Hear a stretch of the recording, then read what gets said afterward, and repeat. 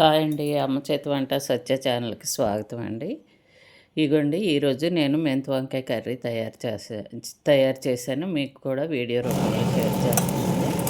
మీకు కూడా ఈ కర్రీ బాగా నచ్చుతుందండి. తెలియని వాళ్ళైతే తప్పకుండా నేను చేసే పద్ధతిలో చేసుకోండి. చాలా టేస్టీగా ఉంది కర్రీ. ఇగోండి మెంతి వంకాయ అంటే లేతవి నల్ల వంకాయలు తెచ్చుకోవాలండి.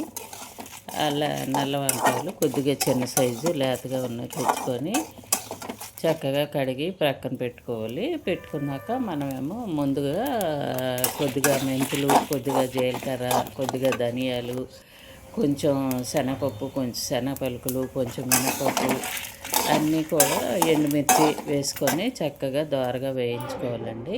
ఇవన్నీ చూసారా అలా దోరగా వేయించాను నేను. దోరగా వేయించుకొని అవేమో చల్లారాక మెత్తగా పొడి చేసుకోవాలండి. పొడి చేసుకున్నాక ఇవన్నీ కొద్దిగా సాల్ట్, పసుపు చూసారా కలిపాను నేను అందులో. ఆ పొడిలో సాల్ట్, పసుపు కలిపితే చేదు రాదండి. మెంతులు వేసింది నిలువకి చేదు రాకుండా ఉండాలంటే ఉప్పు, పసుపు కలుపుకోవాలి. అలా కలిపి పక్కన పెట్టుకున్నాను. దీన్నే కూర కారం అని కూడా అంటారు. ఈ కూర కారం చాలా మటుకు కూరలు ఏవైనా వేసుకోవచ్చండి. కాకరకాయ అలాగే మనం ఈ పొడి స్టఫ్ చేసి కాయ వండుకోవచ్చు. చాలా టేస్ట్గా ఉంటుంది. దొండకాయలు వండుకోవచ్చు. ఏదైనా కూరల్లో ఈ పొడి వేసుకుంటే చాలా టేస్టీగా ఉంటుందండి. కొన్ని కర్రీస్లో వాడుకోవచ్చు. కూరల్లో కూడా కొద్దిగా లైట్గా వేసుకోవచ్చు. చాలా టేస్టీగా ఉంటాయి కర్రీస్. అందుకు దీన్ని కూర కారం అని నేను చేశాను. ఈ కారం చాలా వీటికి వాడుకోవచ్చండి కొన్ని కర్రీస్కి. ఇవన్నీ అన్నీ వేయించాను దోరగా చల్లారాయి కదా. నేను ఇప్పుడు మిక్సీ చేసి ఆ పసుపు, సాల్ట్ కలిపి కొంత పొడేమో ప్రక్కన పెట్టుకొని అప్పుడు ఉన్న పొడేమో నేను ఈ వంకాయలు 4 ఈన్లుగా కట్ చేసి అందులో స్టఫ్ చేశానండి. ఈ పొడి ఆ కాయల్లో స్టఫ్ చేసుకోవాలి. స్టఫ్ చేసి అప్పుడు మూకుడు పెట్టి కొద్దిగా ఆయిల్ వేసి మరిగాక ఈ వంకాయలేమో అందులో వేసేయాలండి. మూకుట్లో వేసుకొని మళ్ళీ ఇందులో కొద్దిగా పసుపును సాల్ట్ వేయాలండి. మనం కారపొడి అంతా వాడలేదు కదా. అందులో వేసిన మనం కొంచెం కొద్దిగా పొడి వాడుకుంటాం కాబట్టి సాల్ట్ చాలదు. అదేను వంకాయలు మగ్గాలంటే కొద్దిగా వంకాయల్లో కూడా సాల్ట్ జల్లితేనే చక్కగా మగ్గుతాయి. అలాగే కొద్దిగా సాల్ట్, పసుపు వేసి మగ్గనివ్వాలి. ఇగుండి పొడి చేశాను, అందులో సాల్ట్, పసుపు వేసాను, కలిపాను. బాగా కలిపి కొంత తీసి పక్కన పెట్టుకొని కొంత పొడేమో ఈ వంకాయల్లో నేను స్టఫ్ చేస్తాను చూడండి. అలా చేసుకొని చక్కగా ఆయిల్ మరిగాక ముక్కుట్లో వేసుకొని ఉప్పు, పసుపు వేసి మళ్ళీ కొద్దిగా ఎవరి టేస్ట్ తగినట్టు వాళ్ళు వేసుకోవచ్చు. ఈ కొలతలు అనేవి కాదు, మనకు తెలిసిపోతుంది కదండి ఎన్ని వంకాయలకి ఇంత మనం కిలో చేస్తాము, 6 కిలో చేస్తాము, దాన్ని బట్టి వేసుకుంటాము. అలా వేసుకుని చక్కగాను బాగా వంకాయలు మగ్గాక మరి కొద్దిగా పొడి వంకాయలు వేసి ఇంకా బాగా మగ్గుతామండి. వంకాయలు బాగా మగ్గాక ఈ చెంపండు నిమ్మకాయ, పెద్ద నిమ్మకాయ సైజు చెంపండు తీసి నానబెట్టి రసం తీసుకుంటారా, ఆ రసం మనం వేసుకుంటే చక్కగా వంకాయ ఉడుకుతుందండి. అవి అలా స్టఫ్ చేయాలి. వంకాయల్లో పైన పొడి లేకుండా తీసేయాలి. ఆయిల్లో మగ్గనివ్వాలండి వంకాయలు. ఇలా మగ్గుతుంటే కదా ఇందులోనే సాల్ట్ని, పసుపు జల్లి మూతపెడితే ఇంకా బాగా వేగంగా మెత్తగా మగ్గిపోయాక మళ్ళీ ఈ పొడి వేసాక మరి కాసేపు మగ్గనివ్వాలి. అప్పుడు చింతపండు రసం వేసుకోవాలండి. అవి వాటిలో మనం స్టఫ్ చేసిన పొడి అంతా బయటకు వచ్చేటట్టు ఉడికిపోద్దండి. మనం చింతపండు రసం వల్ల చక్కగా ఉడికితే అది జ్యూస్ చాలా టేస్ట్గా ఉంటుందండి. అన్నంలో కలుపుకుంటే తప్పనిసరిగా ఇలా చేస్తేనండి. ఇవ్వండి నేను మీరు ఈ కర్రీ చూస్తూ ఓ చిన్న కథ కూడా మీకు చెప్తామనుకుంటున్నాను, వినండి. కథ వింటూ అలా మా కర్రీ తయారీ విధానం చూడండి. ఒక కొంగని ఏటి ఒడ్డున ఆహారం కోసం తచ్చాడుతుంది. అదే సమయానికి అక్కడికి వచ్చిన నక్కకు కొంగను చూడగానే నోరూరింది.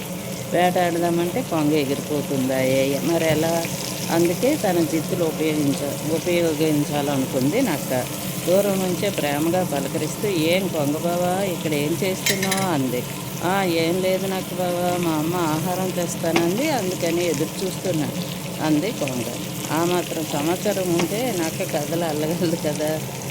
మీ అమ్మకి ఇవాళ రావడం కుదరదట, ఆ సంగతిని చెప్పమనే నన్ను పంపించింది అని చెప్పుకుంది. నిన్న రాత్రే మేమిద్దరము పక్క పొలంలో చేపలు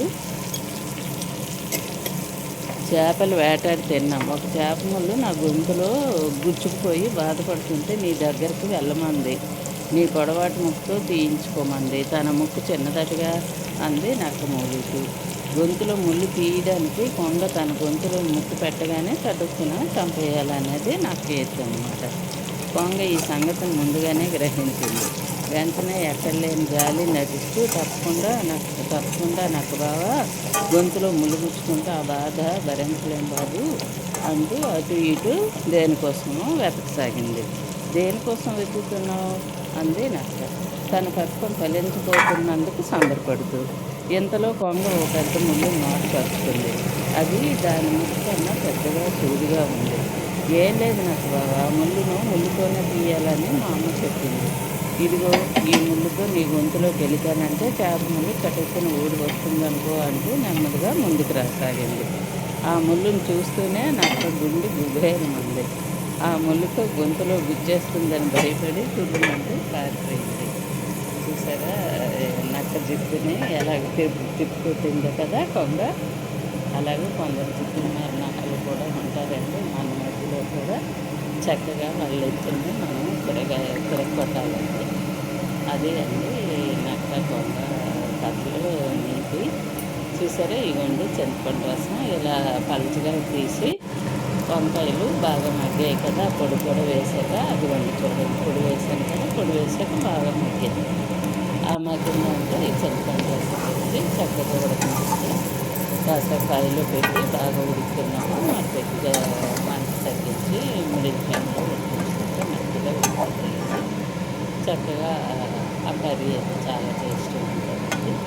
చికెన్ నుంచి ఉంటుందండి టేస్ట్, చాలా బాగుంటుంది. చికెన్ ఎన్నికలేమో అనుకున్న వాళ్ళకి ఇది చాలా టేస్ట్. తప్పనిసరిగా చేసి తినండి.